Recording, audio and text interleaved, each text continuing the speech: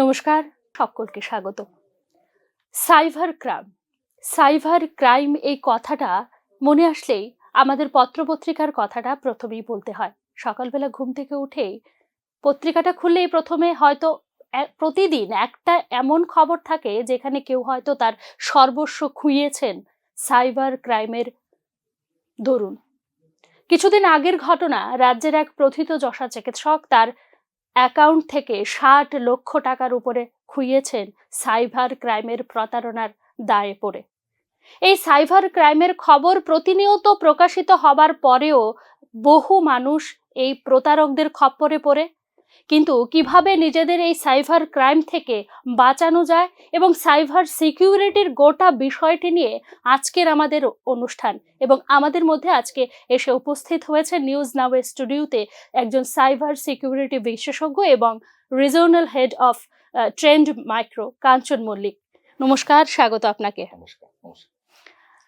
Cyber crime থেকে আমরা কিভাবে নিজেদের রক্ষা করতে পারবো এবং কিভাবে এই গোটা বিষয়টা থেকে আমাদের সচেতনতা বৃদ্ধি হবে, এই গোটা বিষয়টা নিয়ে আজ আমরা কথা বলবো ওনার সঙ্গে। প্রথমেই যে শিল্পের জন্য গত কয়েক বছরে যে সাইবার সিকিউরিটি ল্যান্ডস্কেপ, কিভাবে এটাকে আমরা গোটা বিষয়টা কি যদি একটু তুলে ধরেন আর কি। তো প্রথমত আপনি প্রথম যে কথাটা বললেন সাইবার ক্রাইম নিয়ে, তার উপরে হালকা কিছু কথা বলে তারপর আমি শিল্পের দিকে আসছি। এটা দেখুন, প্রতিনিয়ত আমরা দেখছি প্রতিটা মানুষেরই সব থেকে ইম্পর্টেন্ট যে জিনিসটা সেটা হচ্ছে তার দৈনন্দিন খরচা, তার দৈনন্দিন উনি যা ইনকাম করছেন আর যা এক্সপেন্স করছেন, রাইট? আমরা একমাত্র জায়গা যেখানে আমাদের টাকা পয়সা বিভিন্ন জিনিস রাখি সেটা হচ্ছে ব্যাংক। এবং মানুষ আস্তে আস্তে দেখবেন এই পেটিএম, গুগল পে বা এই জাতীয় জিনিসের প্রতি আস্তে আস্তে আমাদেরকে ঠেলে নেওয়া যাচ্ছে। এটা দুটো কারণ, কারণ সবকিছুই ডিজিটালের দিকে আমরা মুভ করছি এবং ডিজিটাইজড হওয়ার সাথে সাথে, কারণ আমরা যদি ডিজিটাইজ না হই তাহলে আমাদের ডেভেলপমেন্ট রাইট।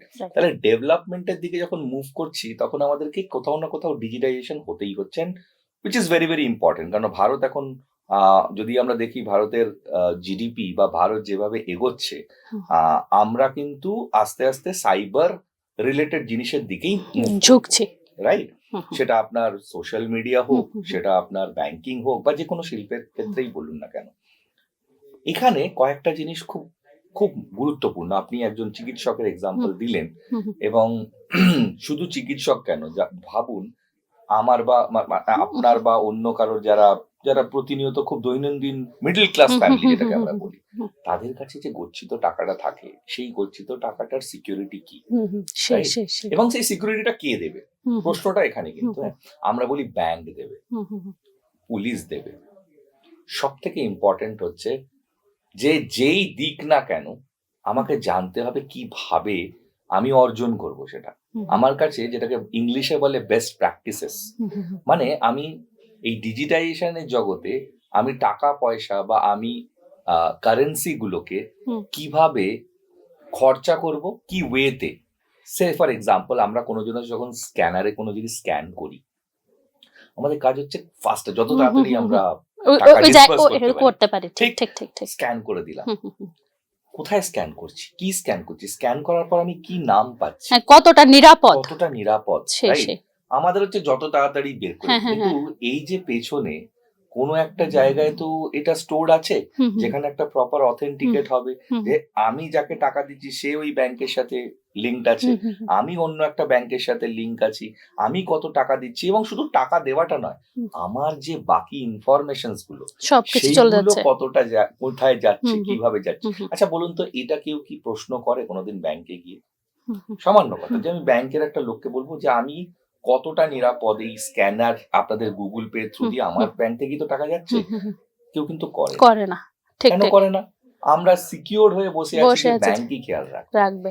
যতক্ষণ না কারোর সাথে ঘটছে ততক্ষণ আমরা এটাকে নিয়ে, যেমন ধরুন যে চিকিৎসক, উনি তো একজন সত্যিকারের শিক্ষিত লোক, ওনার পরিমণ্ডলটাও অনেক বড়, ওনার থেকে দফায় দফায় ৬০ লক্ষ টাকা নিয়ে নেওয়া হয়েছে এবং উনি এসে একরকম কাঁপছেন যে আমার ওই ৬০ লক্ষ টাকা, আমার ৬০ লক্ষ টাকার থেকে বেশি।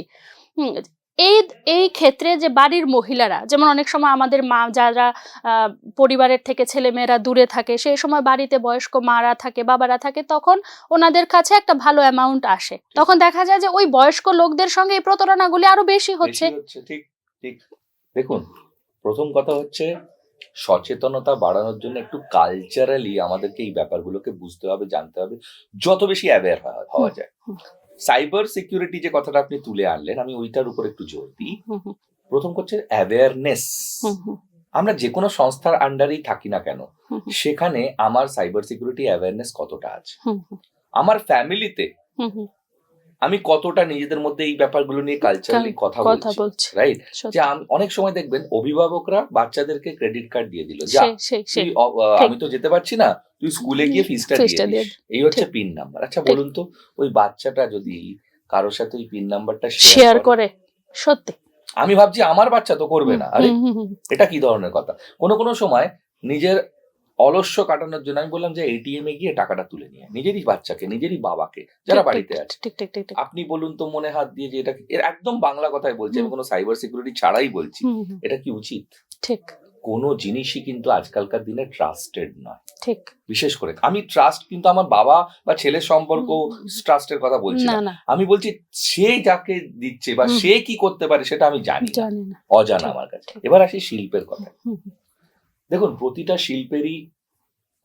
শিল্পের সাথে সাথেই কিন্তু তার ডেভেলপমেন্ট, তার ইনফ্রাস্ট্রাকচার গ্রোথ। আজকালকার একটা সময় ছিল যখন আমরা ব্যাংকে গিয়ে বা যখন আমরা টিকিটিং করতাম কোনো রেলওয়েতে গিয়ে, আমাদের হাতে লিখে করতে হতো, মনে পড়ে? ঠিক ঠিক। আজকে সবকিছুই কম্পিউটারাইজড।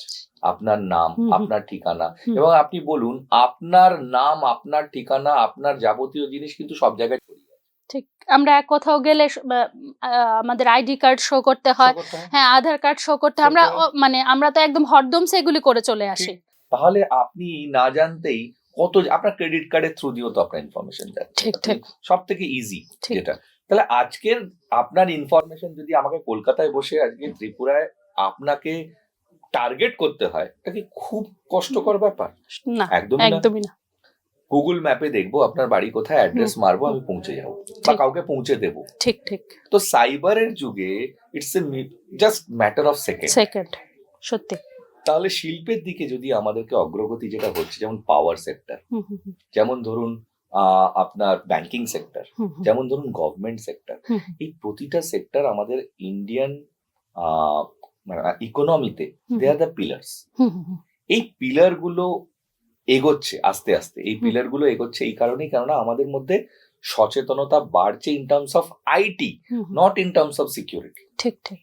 তো অগ্রগতি কিন্তু প্রচুর হালে, কিন্তু আমরা উল্টো দিক থেকে পিছিয়ে আসছি, বিকজ ঠিক জ্ঞান ঠিক জায়গায় ঠিক সময় দেওয়া হচ্ছে। এই জায়গাটাতেই আমি আসছি যে কোনো একটা কর্পোরেট ভবন বা যে কোনো একটা কর্পোরেট সেক্টরে কতটা দরকার যে সাইবার সিকিউরিটি ব্যাপারগুলি সম্পর্কে কর্মচারীদের প্রশিক্ষিত করা বা তাদের নলেজটা দেওয়া।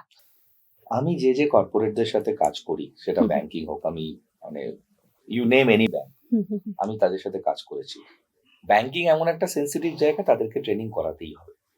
তাদের নিজেদের ট্রেনিং, নিজেদের এমপ্লয়ীদের ট্রেনিং, এমপ্লয়ীদের মধ্যেও ভাগ আছে। যেমন ধরুন mid management, higher management, lower management. তো বিভিন্ন লোকের বিভিন্ন ধরনের কাজ। একটা ক্যাশিয়ারেরও কিন্তু কাজ হচ্ছে নোট গোনা সেটাকে আপডেট করা। সে যখন আপডেট করবে তখন সেটা রিফ্লেক্ট হবে ডেটাবেস, সেটাকে মনিটরিং করছে অন্য কোনো লোক, সেটার হিসেব মেনাচ্ছে অন্য কোনো লোক। তাহলে প্রতিটা লোক যখন নিজের কাজ করছে, তারা কিভাবে করছে, কোন পদ্ধতিতে করছে, তাদেরকে বাইরে থেকে হ্যাকাররা কিভাবে দেখছে। তো এই যে জিনিসটা, এবং যখন করছে কতটা সেন্সিটিভ ওয়েতে করছে, সেই জায়গাগুলোর এক একটা বিভিন্ন ধরনের ট্রেনিং হয়। প্রতিটা ক্যাটাগরির জন্য আলাদা আলাদা ট্রেনিং। আচ্ছা। এই ট্রেনিং মডিউল গুলো কিন্তু এখন যেটা হয়েছে, দেখবেন আপনি আপনাদের এখানে আজকে ডিআইটিতে আমি গিয়েছিলাম, আমি দেখলাম তাদের ওখানে সাইবার সিকিউরিটি উইক হচ্ছে, তার মানে সাইবার সিকিউরিটি মান্থ হচ্ছে, মানে সারা মাস ধরে তারা ট্রেনিং দিয়ে যাবে বিভিন্ন সেকশনের লোককে। দিস ইজ কল্ড অ্যাওয়ারনেস, এবং এইভাবেই কিন্তু চলা উচিত। মানে আমরা যদি বলি, আমি বলবো না কাউকে খুব টেকনিক্যালি বোঝাও, কিন্তু কাউকে এটা বোঝাও যে তোমার কাজের সাথে সাইবার সিকিউরিটি কতটা যুক্ত। তোমাকে কত মানে একটা অ্যান্টিভাইরাস লাগিয়ে দিলাম, আমি সিকিউর হয়ে গেলাম তা নয়, ঠিক যেমন বাড়িতে তালা বসিয়ে দিলাম আমি সিকিউর হয়ে গেলাম তা তা নয়। নয়। আজকালকার দেখুন তো সিসিটিভি লাগানো হচ্ছে, আই হোল দেওয়া হচ্ছে, অথেন্টিকেশন সিস্টেম হচ্ছে। কেন লাগানো হচ্ছে? কেন আজকালকার চোর ইজ মাচ মোর ইন্টেলিজেন্ট দেন আগেকার রাইট, চোর। Right, right, correct? রাইট। তো সেই কারণেই আপনি ইন্ডাস্ট্রি ওয়াইজও দেখুন সব জায়গায় কিন্তু চোরেদের অ্যাটাক করার সিস্টেমটা আলাদা আলাদা আলাদা, এক হচ্ছে। নয়। ঠিক, তাহলে আমাদের ট্রেনিংও সেইভাবে হওয়া উচিত। ঠিক। একটা বিষয় এখন একদম ট্রেন্ডিং, এআই। সেই বিষয়টা নিয়ে সাইবার সিকিউরিটি বা সাইবার ক্রাইমের সঙ্গে এটার সামঞ্জস্যটা বা পার্থক্যটা। দেখুন এআই যেটাকে আমরা বলি আর্টিফিশিয়াল ইন্টেলিজেন্স, আমাকে যদি পার্সোনালি জিজ্ঞেস করেন, কথার নামের আগেই লেখা আছে আর্টিফিশিয়াল, তার মানে কেউ না কেউ এটাকে বানিয়েছে। কে বানিয়েছে? মানুষ বানিয়েছে।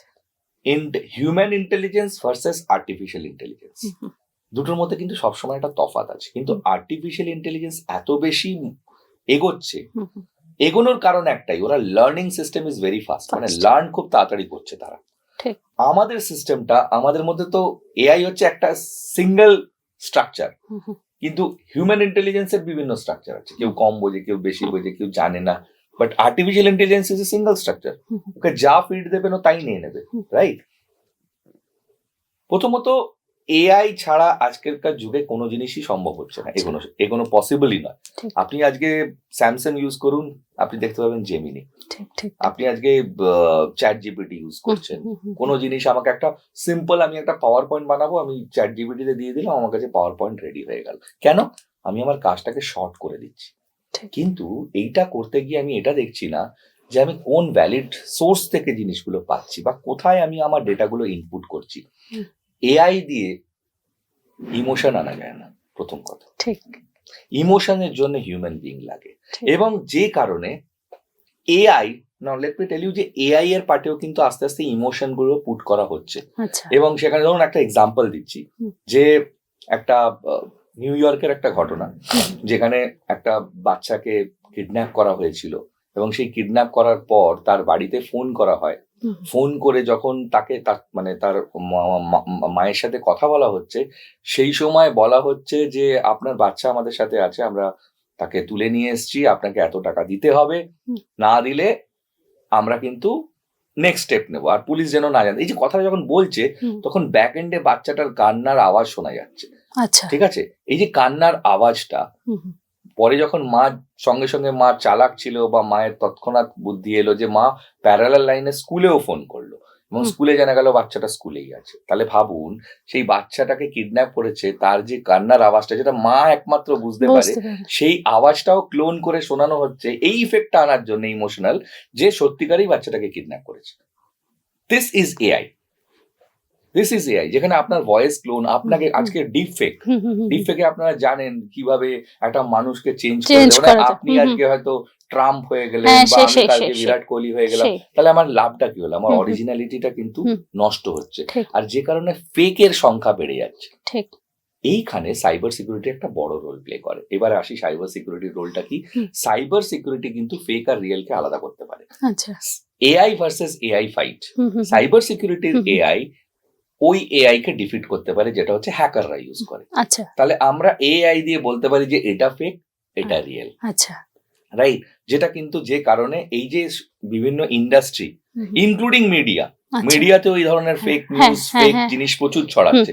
তা আপনাদেরও কিন্তু এই ডিপ ফেক ডিটেকশন বা ডিপ ফেক প্রোটেকশন, যেটা অ্যাকচুয়ালি সাইবার সিকিউরিটির এআই পার্ট দিয়ে সম্ভব হয়, আপনারা কিন্তু এটাকেও করতে পারেন, এবং বিভিন্ন ইন্ডাস্ট্রিতে এর চাহিদা বেড়ে যাচ্ছে আস্তে আস্তে। যে আপনার এই বিষয়টাকে আমি টেনে বলি, যে কিছুদিন আগের একটা ঘটনা, ধরুন বছর 1.5 বছর আগের ঘটনা, একজন খুব পরিচিত একজন মহিলা, এই যে বললেন যে চেহারাটাকে আমাকে ট্রাম্প বানিয়ে দেওয়া যাবে, সেরকম ভাবে ওনাকে বাজে ভাবে একটা ভিডিও ওনাকে পাঠানো হয়েছে, ওনার ফেসটা চেঞ্জ করা হয়েছে, এবং ব্ল্যাকমেলিং শুরু হয়েছে। ওই মুহূর্তে একটা মহিলা কি করতে পারে? তো প্রথম কথা হচ্ছে যে, দেখুন, এই ধরনের ক্রাইম আগে আমাদের রিপোর্ট করতে হয় 191, মানে হচ্ছে আমাদেরকে পুলিশকে জানাতেই হবে এই জিনিসগুলো।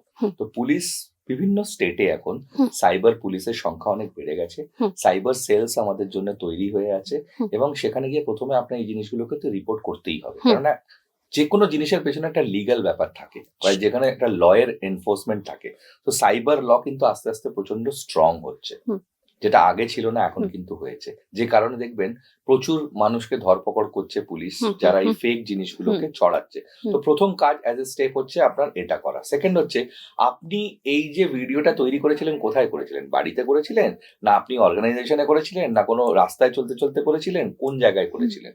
কিভাবে সেই ডেটাটা গেল? ফেসবুকের মাধ্যমে গেল, নাকি হোয়াটসঅ্যাপের মাধ্যমে হুম। আপনি কাউকে ডেলিবারেটলি পাঠিয়েছেন? হুম। এই জিনিসগুলো কিন্তু খুব ইম্পর্টেন্ট হয়ে দাঁড়ায়। আচ্ছা। হ্যাঁ, হুম। কেননা যখনই পুলিশ বা ল এনফোর্সমেন্ট বডি এর মধ্যে ঢুকবে, তখন দেখবে যে ব্যাপারটা কিভাবে হয়েছে। আপনি কি ডেলিবারেটলি কাউকে দিয়েছেন? হুম, হুম, যদি দিয়ে থাকেন কেন দিয়েছেন? সে তার সেটা নিয়ে কি করতে পারে? হুম। তো এই জিনিসগুলো কিন্তু একটু ১৯-২০ ব্যাপারটা একটু বোঝার ব্যাপার আছে, হ্যাঁ?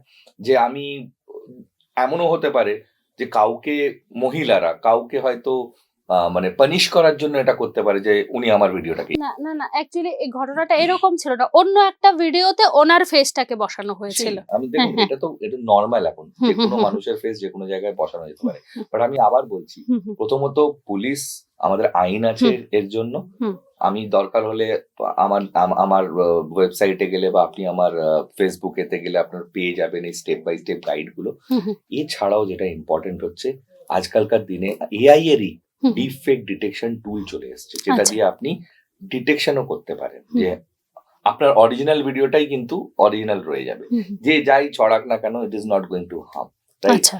তো এই দুটো জিনিস খুব ইম্পর্টেন্ট। তো হুম, অনেক জায়গায় আস্তে আস্তে দেখবেন আমাদের নতুন নতুন মোবাইলে ফিচারও চলে আসবে, যেখানে আহ, আপনার ভিডিওটা যদি কেউ নিয়েও নেয়, হুম। চেঞ্জ করার চেষ্টা করে, হি ক্যানট ডু। তো আচ্ছা। দেয়ার আর মাল্টিপল ওয়েজ, এটার কিন্তু ওয়েজ অনেকভাবে বেরিয়ে আসছে আস্তে আস্তে। সাইবার সিকিউরিটি নিয়ে আমরা কথা বলছি সাইবার সিকিউরিটি বিশেষজ্ঞ কাঞ্চন মল্লিকের সঙ্গে। আমরা জানবো ত্রিপুরার ক্ষেত্রে কি কি স্কোপ রয়েছে, কিভাবে বিভিন্ন প্রতিষ্ঠান, বিভিন্ন ব্যাংক কিভাবে সাইবার সিকিউরিটিকে কাজে লাগিয়ে আগামী দিনে আরো বেশি করে পরিসরটা বাড়াতে পারবে, কিভাবে আপনি সাহায্য করতে পারবেন। দেখুন, আমার হয়ে গেল প্রায় আজকে ২২ বছর হুম, এই ফিল্ডের সাথে যুক্ত। একদম। প্রথম যখন শুরু হয়েছিল তখন লোকে বলতো সিকিউরিটি। আচ্ছা। তো সিকিউরিটি বলতে তো বিভিন্ন রকম হুম, সিকিউরিটি হুম, বোঝায়। হুম, ফিজিক্যাল সিকিউরিটিও একটা সিকিউরিটি। হুম, হুম, তো আজকেরকার দিনে যখন সাইবার সিকিউরিটি এসছে, এবং আমি সবসময় এটা নিয়ে পড়াশোনা করে এসেছি, হুম, হুম, আমি প্রচুর সংস্থার সাথে যুক্ত আছি। হুম, প্রচুর জায়গায় অ্যাজ অ্যান অ্যাডভাইজার বলুন বা কনসালটেন্ট বলুন, হুম, বা আমি আমার নিজের কোম্পানির থ্রু দিয়েও প্রচুর জায়গায় কাজ করি এবং প্রচুর লোকেদের সাথে হুম, ইন্টারাকশন হয়। হুম, প্রথম জিনিস যেটা আমি ত্রিপুরার ক্ষেত্রে বলবো, বিকজ ত্রিপুরা এমন একটা জিওগ্রাফিক লোকেশন আছে যেখানে হয়তো ইন্টারন্যাশনাল একটা বাউন্ডারি আছে বাংলাদেশের সাথে, হুম, এবং যদি আজকে দেখা যায় ইন ফিউচার, হুম, এটা একটা ভালো ভালো জায়গা যেখানে সাথে ইন্টারন্যাশনাল কিন্তু ফরেন এক্সচেঞ্জ হতে পারে, হুম, বিভিন্ন হুম, ধরনের ট্রেড হতে হুম, পারে, হুম, রাইট? হুম, তো এটা একটা বড় স্কোপ আছে, কিন্তু হুম, এখানে দেখতে গেলে আহ, এবং আমি যেহেতু বাঙালি, হুম, বাংলার সাথে আমি ভীষণভাবেই যুক্ত। হুম, আহ, আমি বাংলাদেশেও হুম, প্রচুর জায়গায় কিন্তু সাইবার নিরাপত্তা নিয়ে বা সাইবার সুরক্ষা নিয়ে প্রচুর কাজ করছি, আচ্ছা, করেওছি। আচ্ছা। আমাদের পশ্চিমবঙ্গেও তো তাই, এবং আসামে, এবং আপনাদের এখানেই প্রথম। হুম, হুম, তো প্রথম জিনিস হচ্ছে, মানুষকে সচেতনতার জন্য ট্রেনিংটা খুব ইম্পর্টেন্ট। একদম। যে কোনো অর্গানাইজেশনে cyber awareness training for hmm, employees hmm, is a must.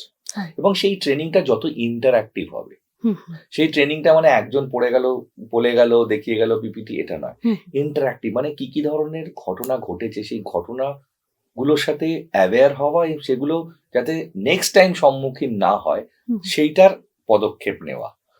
যেমন ধরুন, একটা অর্গানাইজেশনে এইচআর ডিপার্টমেন্ট হতে পারে, একটা অর্গানাইজেশনে লজিস্টিক ডিপার্টমেন্টও হতে পারে, আবার আইটি ডিপার্টমেন্টও হতে পারে। তো সবাইকে একই আমব্রেলার আন্ডারে আনতে গেলে আমাদের সাইবার অ্যাওয়ারনেস ট্রেনিংটা খুব ইম্পর্টেন্ট, নাম্বার 1।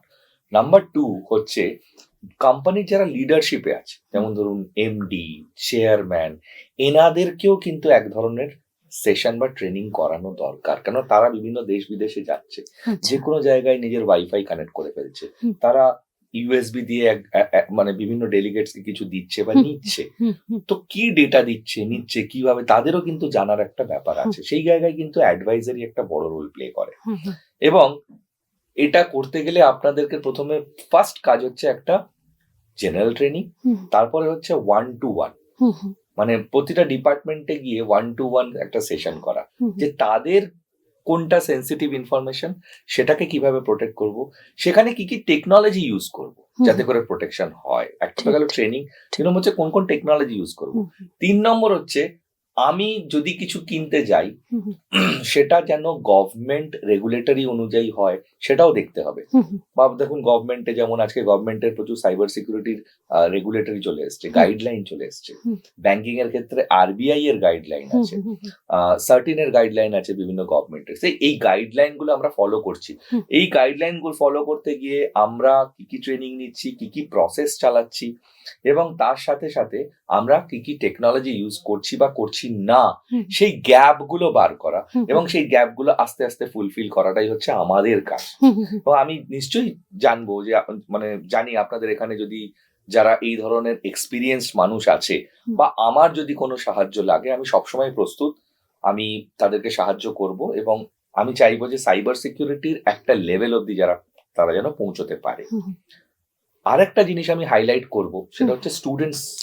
এই বিষয়টাই আমি আসছিলাম যে কিভাবে স্কুল পড়ুয়াদের এবং কলেজ পড়ুয়াদের কিভাবে আমরা সাইবার সিকিউরিটির যে গোটা বিষয়টা, সাইবার ক্রাইম সম্পর্কে হয়তো বা জানে শুনে বা পেপারে দেখলো বা টিভিতে শুনলো, কিন্তু কিভাবে আমরা ওই জিনিসটাতে অ্যাওয়ারনেসটা তৈরি করতে পারি আর কি। প্রথম কথা হচ্ছে শিক্ষার দিকে অ্যাওয়ারনেস থেকে বড় ইম্পর্টেন্ট হচ্ছে প্রপার এডুকেশনের মধ্যে সাইবার সিকিউরিটিকে আনা। That is most important.